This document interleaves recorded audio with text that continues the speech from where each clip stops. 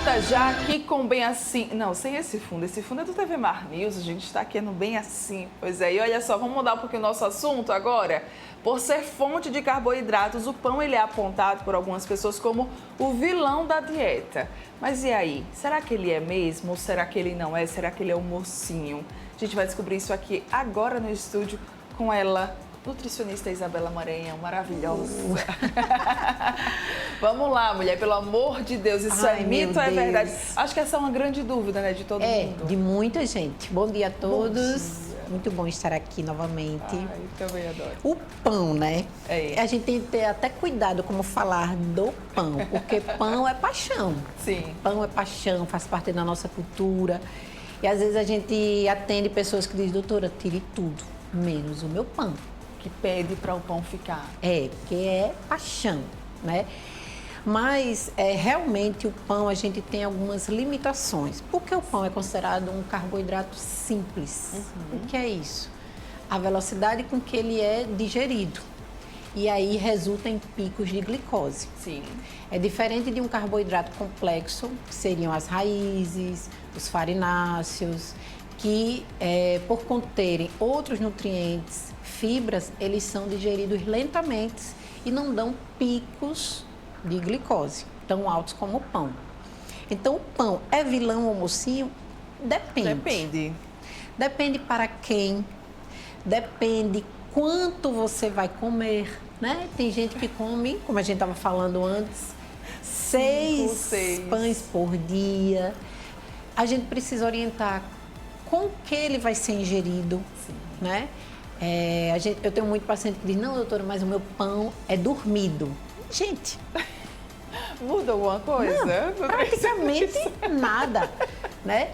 Então, assim, quando a pessoa gosta muito de pão, muito mesmo, é aquela paixão, a gente precisa tirar? Não, mas a gente precisa orientar muito bem o paciente, a quantidade que ele vai comer. Sim. Sempre orienta o paciente a fazer ingestão com alguma fonte proteica, por exemplo, ovos, queijo, porque aí o pico de glicose não vai ser tão alto. Sim. A gente precisa avaliar o paciente se ele tem triglicerídeo alto, gordura no fígado, né, esteatose hepática, como é que está o colesterol dele, como é que está a glicose dele. Então, são muitas coisas para avaliar, para ver se vai deixar o pãozinho ou não. E quanto e como e que horário. Então, ele se torna vilão a depender do quanto que você come e de quem é que está comendo esse pão. Porque Exatamente. caso você não possa, ele realmente vai passar a ser um vilão para a sua saúde, né? Passa a ser, sim.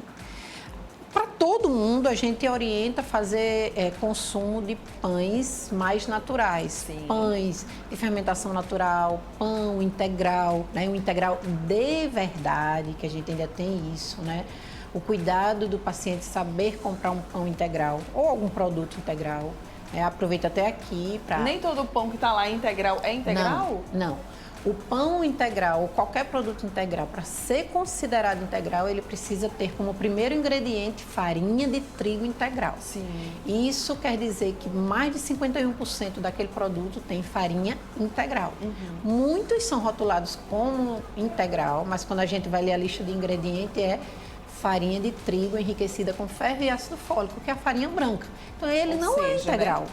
Continua a mesma coisa. Uma coisa também muito interessante e que vale muito a pena falar aqui é a questão dos que pão comprar, né? Pão de padaria, um pão que alguma pessoa faz, um pão que vem de supermercado que às vezes tem 20 dias de validade. Gente... Ou seja, para ter essa validade toda, imagina o que é que tem ali naquele pão. Exatamente. Então, quer comprar um pão, quer comer pão, pão de padaria. Ou pão de alguém que faz com validade de 5 dias. Okay. Né? Porque o pão, na verdade, ele é considerado um alimento mini processado. Já um pão que tem uma validade de 20, 30 dias é um produto ultra processado, cheio de ingredientes, cheio de conservantes. Pão é para mofar. De 3 a 5 dias. Sim. Então, na dúvida, vai no pão da padaria mesmo. Exato. Que tá certo, né? Quais que são as opções de proteína que a gente poderia colocar junto com esse pão, hein? A gente tem os ovos, né? A gente tem queijo. Tem pessoas que gostam de comer com um sanduíchezinho, com uma pastinha de frango, uma pastinha de atum. Então, sempre a orientação é comer junto a uma proteína. Vegetais sempre. e fibras. Pronto. Qual é a diferença do pão normal para um pão integral? Quantidade de fibras, né? A gente sempre orienta um pão integral que tenha pelo menos 5 gramas de fibra por porção, né? É melhor o integral. Em relação a calorias, praticamente é a mesma, todos os pães. A porção, quando a gente fala de porção de 100 gramas. Sim. Um pãozinho francês tem em média 50 gramas.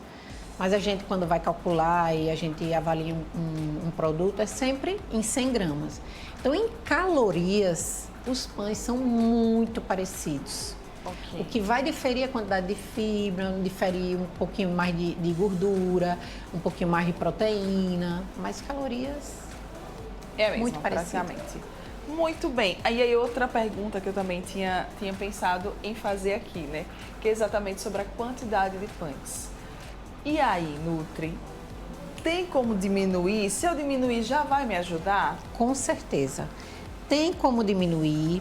A gente dá outras opções, né? A gente tem as raízes, inhame, macaxeira, batata. A gente tem o cuscuz. A gente tem a banana comprida, que é a banana da terra. A gente tem a tapioca, mas tapioca e pão praticamente é a mesma coisa, né? Que muita gente acha que a tapioca, trocar meu pão por tapioca. É 6 por meia dúzia, praticamente. Às vezes não está fazendo nada diferente, não né? Tá. A tapioca, na verdade, ela ganhou muito fama por causa da doença celíaca. E ela não contém glúten, diferente do pão.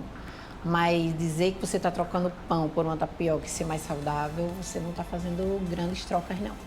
A nossa troca é trocar o carboidrato simples, que é o pão, por um carboidrato complexo, pelas raízes.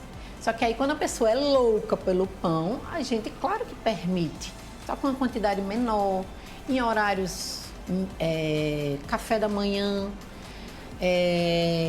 sempre associado a uma proteína.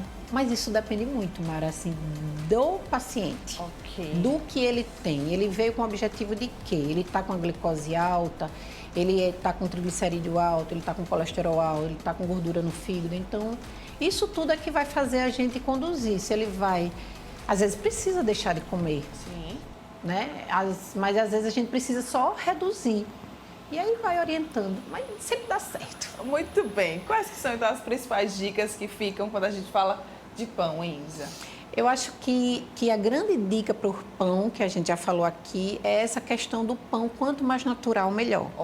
Tá? A questão de validade. Pão não é para ter uma validade de 20, 30 dias, isso não existe. Pão é para daqui com 3, 5 dias, tá lá com mofo, bactérias, com leveduras. Então, o pão de padaria seria o pão mais saudável. Ou o pão que as pessoas fazem, né? Muita gente faz pão, tá fazendo em casa. Pães integrais, né? Super deliciosos, que têm uma validade bem pequena. Então, a gente orienta comprar esse tipo de pão. E em relação à quantidade, vai depender muito da pessoa, né? Do que aquela pessoa tem, do objetivo dela, dos exames laboratoriais. E aí tem a questão do horário que ele vai comer, com que ele vai comer. Sim. Mas a gente não necessariamente precisa retirar 100% do pão da pessoa. Não precisa. É um equilíbrio. Esquece isso, tá? De ter que, vou precisar cortar o meu pãozinho. Não necessariamente. E muitos pacientes já vêm, olha, doutor, eu já cortei o pão. Já não como mais pão, como se ele fosse o único vilão. Aí, não é. Querida, você tá caprichando no cuscuz. Exatamente. Aí você não tá fazendo muita diferença não, viu, na sua vida. Então, procura sempre, tá? Um especialista, um nutricionista. É a melhor pessoa mais indicada para cuidar da tua alimentação, para te dizer sobre quantidade, sobre acompanhamentos. Esse é o melhor caminho que você pode ter, tá? Isa, obrigada pela sua presença aqui. Eu que agradeço. Esse nosso breve bate-papo. Foi muito bom poder esclarecer isso, tá? Aqui, essa dúvida de muita gente. Contatos e redes sociais, por favor, fique à vontade. Atendo no Instituto André Aragão, no Le Monde. Atendo no Hospital do Coração também, né? Meu Instagram, Isabela Maranhão, _nutricionista. É um prazer sempre estar aqui. Para mim também, foi maravilhoso. Obrigada mais uma vez. Obrigada também. Bom Beijo. dia. Você que está aqui, ó, ligadinho com a gente, não vai sair daí, porque para a gente fechar o nosso programa, nós vamos falar sobre um assunto muito importante, tá, pessoal? Para algumas pessoas, né, a pandemia aí de Covid-19 já acabou, mas olha só, tem outra pandemia que está, inclusive, preocupando muitos profissionais de saúde. Ansiedade e depressão tiveram aí seus números, ó, crescendo bastante e acenderam um alerta, e é sobre isso que a gente volta já já para conversar, para fechar o nosso programa. Não sai daí.